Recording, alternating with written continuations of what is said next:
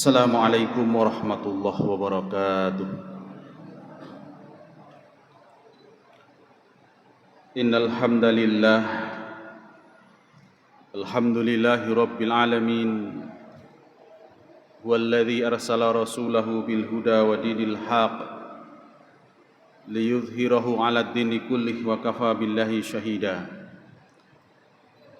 Asyhadu an la ilaha illallah wahdahu la syarikalah wa asyhadu anna Muhammadan abduhu wa rasuluh la nabiyya wa la rasula ba'dah. Allahumma shalli wa sallim wa barik ala Muhammad wa ala alihi wa sahbihi ajmain. Wa qala Allahu ta'ala qad aflaha man tazakka wa qad khaba man dassaha. Kaum muslimin sidang jamaah salat Isya fa insyaallah dilanjutkan tarawih yang dirahmati Allah Subhanahu wa taala. Alhamdulillahirabbil alamin, senantiasa kita bersyukur kepada Allah Subhanahu wa taala. Salawat serta salam kita sampaikan kepada baginda Rasul Muhammad sallallahu alaihi wasallam, pribadi mulia yang diutus oleh Allah Subhanahu wa taala sebagai suri tauladan, sebagai uswah hasanah, keteladanan bagi kita sekalian untuk meniti jalan-jalan menuju kepada ketakwaan. Yang barang siapa senantiasa teguh dan istiqomah berada di jalan ketakwaan itu, Allah menjanjikan inna akramakum indallahi atqakum. Orang yang paling mulia di sisi Allah kelak adalah orang-orang yang datang kepada Allah dengan membawa ketakwaannya. Salah satu jalan yang disiapkan oleh Allah SWT, Tuhan yang Maha Rahman dan Maha Rahim, agar umatnya menjadi manusia-manusia yang sampai pada derajat kemuliaan itu, maka Allah memberikan kesempatan untuk mentarbiyah dirinya, mentarbiyah sesuatu yang paling mendasar pada diri manusia dan sesuatu yang paling esensi dan asasi dalam diri manusia, yaitu hati. Kajian kita malam hari ini tentang hati. Kenapa hati yang menjadi perhatian kajian kita? Sebab kita ingat apa yang dipesankan oleh Allah Subhanahu wa taala, fattaqu yauma la yanfa'u maluna wala banuna illa man atallaha biqalbin salim. Maka takutlah kamu sekalian pada suatu hari di mana tidak bermanfaat dan tidak berarti al-mal, kekayaan, wala banuna, tidak juga anak-anak, keturunan, illa man atallaha biqalbin salim, kecuali dia yang datang menghadap kepada Allah Subhanahu wa taala dengan hati yang selamat. Ukuran besok di dunia, ukuran besok di akhirat itu berbeda dengan ukuran kita di dunia. Kalau kita di dunia ini, kita dipandang orang, diperhatikan orang, dihormati orang, ukurannya itu dia. Kita punya kekayaan, maka siapapun menghormati kita. Yang benar bisa jadi salah, yang salah bisa dibenarkan kalau ada uang. Itu dunia. Kalau kita pulang kampung, nanti sebentar lagi pulang kampung, Lebaran. Nanti kalau sudah Lebaran H-3, H-5 itu nanti jamaahnya tinggal 3 atau 4 orang yang di sini. Itu orang-orang yang sudah tidak punya kampung halaman. Mau pulang ke kampung halamannya sudah tak tahu alamatnya. Atau mau pulang rindu tak pulang, mau pulang malu tak pulang rindu. Di sini dia. Tapi kalau kita sampai di rumah di kampung halaman itu, kalau ditanya yang membanggakan kita, anaknya berapa? Bukan istrinya berapa, Pak. Anaknya berapa? Anaknya 5, anaknya 6, bangga anaknya banyak. Tapi ketika nanti di kampung akhirat, la yang fa'u, semua tak ada manfaatnya, semua tak penting di hadapan Allah SWT. Maka kalau hari ini ada orang kaya, jangan bangga, besok di akhirat tak ada artinya, kecuali kekayaan itu dipakai untuk ketakwaan. Kalau ada hari ini yang punya anak banyak, jangan bangga, kecuali anak-anaknya itu dididik menjadi anak-anak yang soleh dan solehah, yang pada akhirnya dia akan bisa bermanfaat bagi agama kita. Illa man atallaha biqalbin salim, kecuali dia datang menghadap kepada Allah SWT dengan hati yang selamat. Kenapa dikatakan hati yang selamat? Selamat itu Pak maknanya, sederhananya, seperti apa dia dahulu datang, begitulah dia kembali nanti. Kalau ada di antara kita rumahnya di Panam, kerjanya di pasar pusat sini, berangkat dari Panam tangannya 2, pulang tangannya 2, selamat. Tapi kalau berangkat tangannya 2, pulang tangannya tinggal 1, pasti tak selamat. Lalu apa yang kita selamatkan sesungguhnya? Akidah. Yang diselamatkan, yang kita selamatkan dan harus kita jaga keselamatannya adalah akidah. Sebab ketika kita diturunkan ke muka bumi ini, dilahirkan oleh Allah Subhanahu wa taala melalui rahim ibu masing-masing. Bukan rahim ibu tetangga, rahim ibu masing-masing itu kita sudah dibaiat oleh Allah Subhanahu wa taala.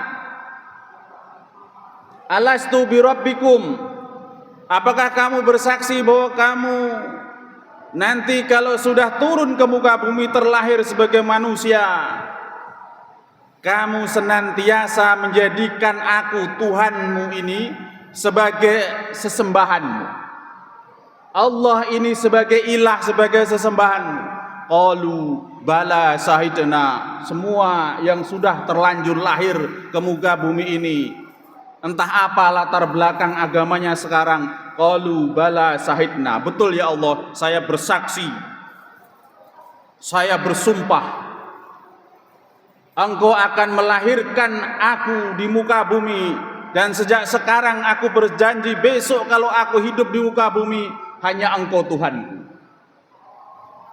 Maka ini makna hadis yang disampaikan oleh Rasulullah SAW tentang kefitrahan jiwa manusia. Kullu mauludin yuladu alal fitrah fa abawahu fahuwa yuhawidanihi au yunasiranihi au yumajisanihi. Setiap anak yang terlahir, ini semua pernah menjadi anak, setiap anak yang terlahir dalam keadaan fitrah, dalam keadaan suci.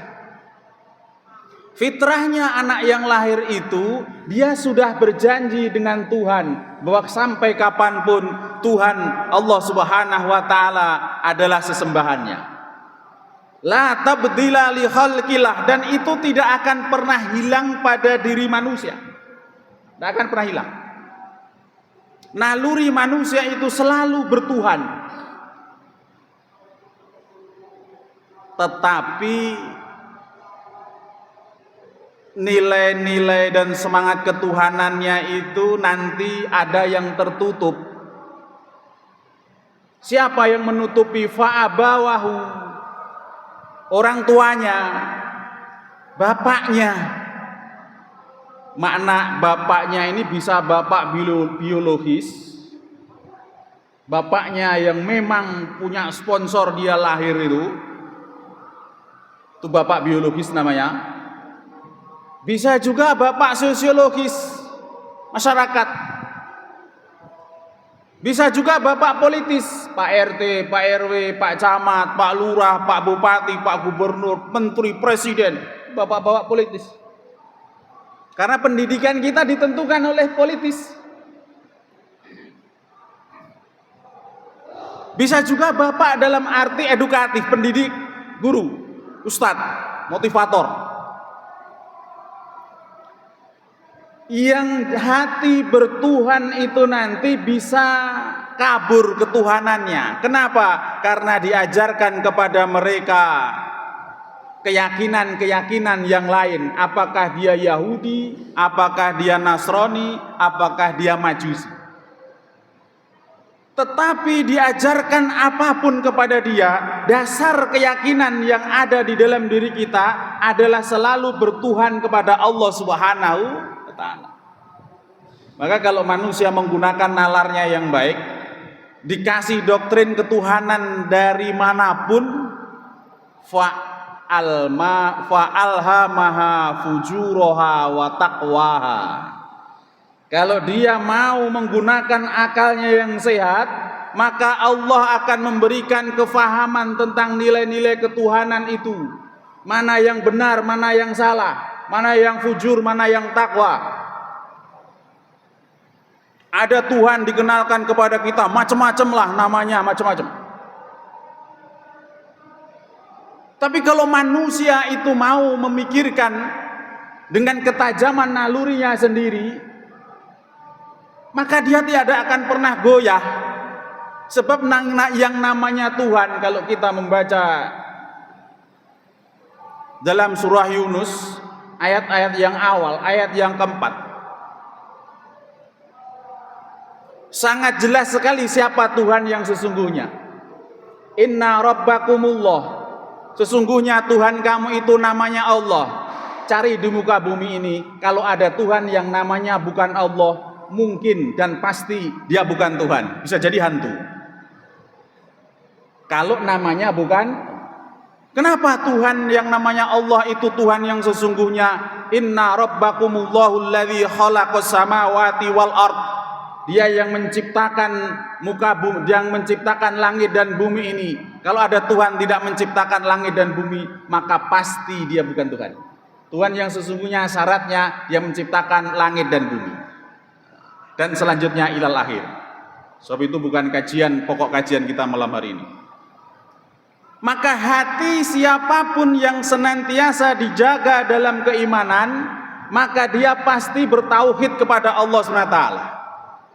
Apa yang menjadikan hati kita rusak, jauh dari tauhid? Kata Imam Ibnu Qayyim Al-Jauziyah, ada 3 sifat yang menjadikan iman kita, tauhid kita rusak. Ada 3 hal. Apa itu? Yang pertama adalah sifat hibir, sombong. Orang kalau sombong, Tuhan yang di dalam hatinya sudah terpatri sejak dia ada di alam ruh sana akan tertutup dengan Tuhan-Tuhan yang lain. Sombong. Karena menganggap dirinya lebih, menganggap dirinya hebat. Fir'aun sombong. Karena dia sombong, dia mengangkat dirinya menjadi Tuhan, sehingga dia tidak mau menerima Tuhan yang diperkenalkan oleh Musa. Tetapi sehebat-hebatnya, sekuat-kuatnya Fir'aun, mati juga dia di Laut Merah. Ada malaikat paling hebat, malaikat paling senior, kekuasaannya melampaui malaikat-malaikat yang lainnya, namanya Ajazil. Ketika dikumpulkan para malaikat, lalu diperintahkan oleh Allah Subhanahu wa Ta'ala, bersujudlah kamu kepada Adam. Wa idz qala rabbuka lil malaikati isjudu li Adama fasajadu, maka semua malaikat itu bersujud kepada Adam. Illa iblis, kecuali 1 saja. Iblis. Siapa iblis itu? Iblis adalah Ajazil, malaikat yang paling mulia, yang ketika dia durhaka kepada Allah satu kali saja, dia dirubah langsung namanya oleh Allah menjadi. Nah, sekarang kita tanya pada diri kita, berapa kali kita durhaka kepada Allah? Sekarang kita ini namanya manusia, ya. Lalu berapa kali kita durhaka kepada Allah? Lalu kasih sebutan nama kita.